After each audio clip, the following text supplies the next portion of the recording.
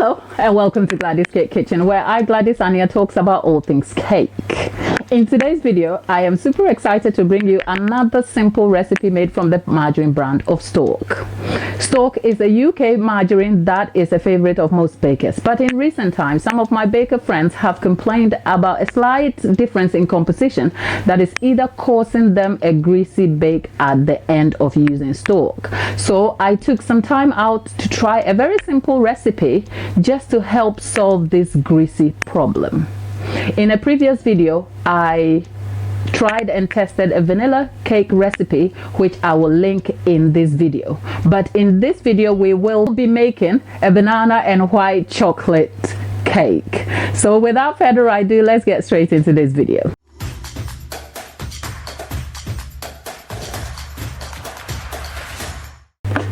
To start with, we will need 325 grams of Stork margarine, which has been brought to room temperature. Now, there could be a variation in the term room temperature. So, best thing is you can always pop your margarine in the microwave for up to 5 to 10 seconds just to make it a little bit soft. Then 375 grams of sugar. All the measurements and ingredients used in this video will be in the description box below, so do not be too worried about following what I'm saying if you don't mind. Now, if you're new to my channel and you find value in my videos, please consider subscribing.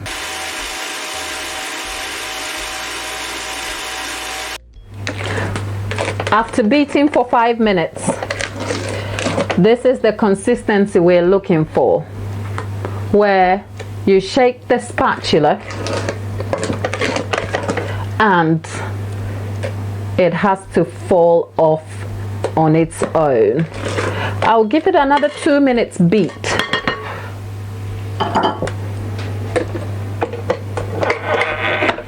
Sometimes in baking, a few things may not be very certain and you may have instances where things work against you. So the best way to look at things is sometimes to consider consistency and appearance of the creaming process instead of relying on the traditional stuff.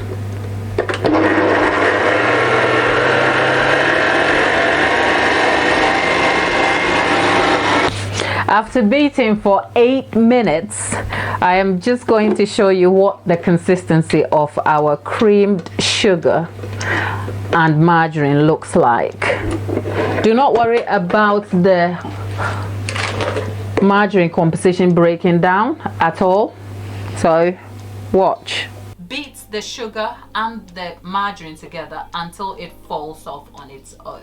We'll add our eggs at this point. This is 300 grams of room temperature eggs.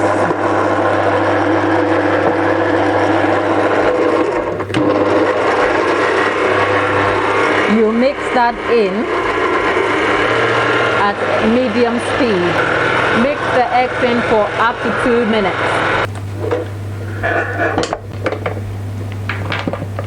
Now, when you come to mix or stir in your bowl and you find that your mixture looks like cottage cheese, it's not a problem. It will fix itself up. I've had a few baker friends run into a panic over the consistency of the eggs mixed into the batter, and that has slightly been freaky, but you watch, it's not going to create any problems at all.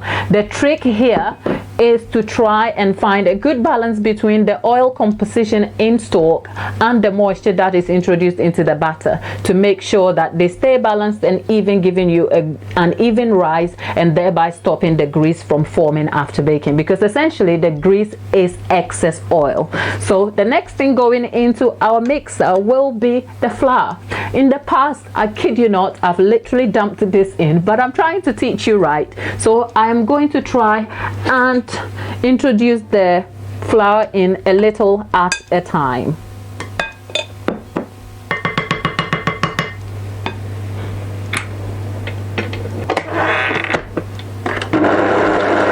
And that is on slow.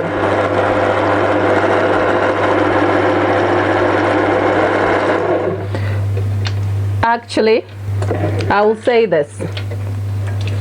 In the past, I have mixed this in a bowl with the stand mixer, but it's much easier introducing the flour into the mix by hand and then finishing it off by using the stand mixer. What that does is it stops it from overbeating. To stir in, the ideal thing is to go around the bowl and then cut into the middle. I'll take it again. You go around the bowl and then cut into the middle, folding the flour into the mixture, because essentially we want to mix this in well, but we do not want to lose the air we already introduced into it. Also, we have our 110 mils of milk and sour cream. That is a 50-50 mix. You could do with just sour cream or milk alone, it's fine. Remember, the banana also adds a little bit of moisture to this particular recipe, so we're trying to keep it balanced. Realize that the banana is not a lot here. In the past, I've used up to about 220 grams of mashed banana. In this recipe, I have 170, because actually the banana here is to give me flavor and not to affect the texture of the bake itself. Mind that. There is 225 grams of white chocolate. I would normally use chocolate chips, but today I do not have any chocolate chips. So I went into my pantry and there is Finca, which is the Lidl brand of white chocolate. I have chopped it up, cut it into pieces, and I'm mixing it with a little bit of flour here just to coat it so it doesn't sink quickly into the mix when I mix it in. So that is on the side, and we have our banana, milk and flour in. So I'm going to pop that straight onto the stand mixer and give it about 20 to 30 seconds to mix before I throw in my white chocolate.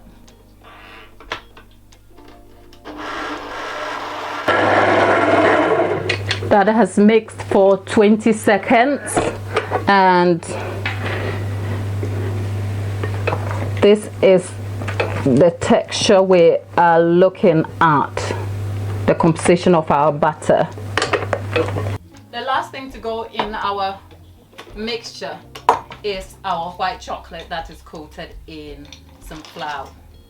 So I am just going to turn it in, cut it in the middle, turn and cut, turn and cut in.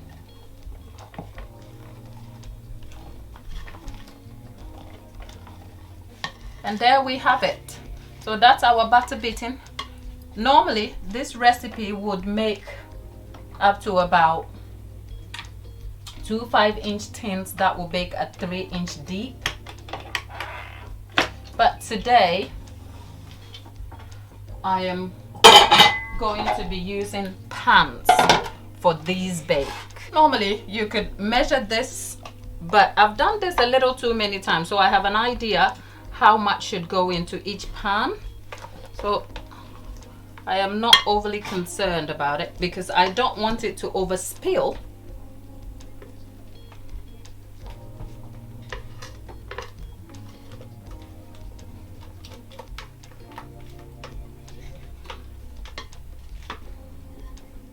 I just want it just level enough to complete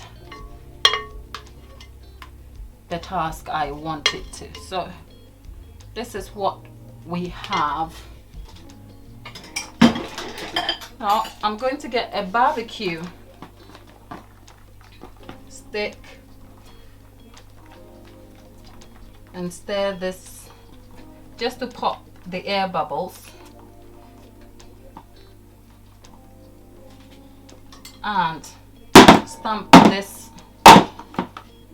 A good tip, leave your batter sitting for up to about 10 minutes before you pop it in the oven. It bakes at 160 degrees for the first 20 minutes before you can increase the heat to 165 for it to bake for the rest of the time. From the 20 minutes, the next bake period could be up to about 30 minutes to 45 and 50 minutes. So the total bake time for this particular recipe can range from anything between 50 minutes to an hour and 10 minutes, and that is also leaving room for the different types of ovens that other people have. I have baked it at 50 minutes before and it's worked okay, but I've also left it to up to about an hour and 10 minutes, and that's come out fine. So after the 50 minutes mark, the recommendation is to keep an eye on it and see if a toothpick comes out clean. So I'm going to leave this for 10 minutes and then I'll pop it into the oven, and then we'll come back an hour and 10 minutes later, and hopefully our bake will be all right.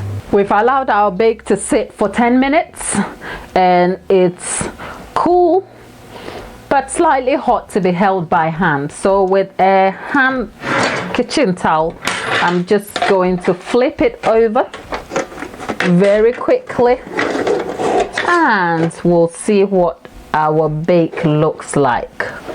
Oh, okay. Quite honestly, it could have done with a lesser bake time, but as you can see, there is no grease in sight. Well baked, springs well to touch, and I'm slightly tempted to cut through this. There's a little bit of bend here. That's because I got distracted and left it for an hour and 5 minutes. But as I've said before, this recipe bakes at about 50 minutes to an hour and 10 minutes depending on what type of oven. My oven tends to run a little bit hot, but I'll stop talking and then we'll cut into this so we will see what our bake is like. Ooh, we have a very soft moist crumb here and the white chocolate. Normally when I tried it with the 220 grams of banana, it has ended up a little bit stodgy, but as you can see, this is a very soft crumb that is fluffy, and considering it's still very warm, if it sets, we will get the best crumb out of it. The crumb is fine, but you can see some white chocolate. There is the banana. There's not a lot of banana, but there is flavor in here. I've just broken it into pieces just so you can see. I'm just gonna cut it through, and when this cools down, and with even the cake itself, I can't see any oil inside. Like I said, the intent is to find a way to balance out the oil by increasing the moisture yet not overpowering the mixture so that you can get an even rise, and I think we have done that brilliantly. As a cake maker, you would think that having baked and decorated many slices of cake, that I do enjoy eating different types of cake with all the fuss with it. Quite frankly, I don't. I like my cake hot from the oven and just like the way you see it now. So I'm just going to pick some of the crust and the fine crumbs, and let's tuck into this and see what it is like. I can't say my bake here is greasy, but don't take my word for it. The ingredients is listed in the description box below, and I have a previous recipe which is a vanilla cake recipe which has a similar base to this banana and white chocolate. I'll leave a link up here. Try it, let me know what you think. If you're new to my channel, please consider subscribing, especially if you've gotten some value out of these videos. And if it's the first time you're watching my videos, I hope you enjoy yourself. But right now, too much talking is ruining wanting to taste my cake, so let's take a bite. That is a fine crumb, and I'll see you in my next video.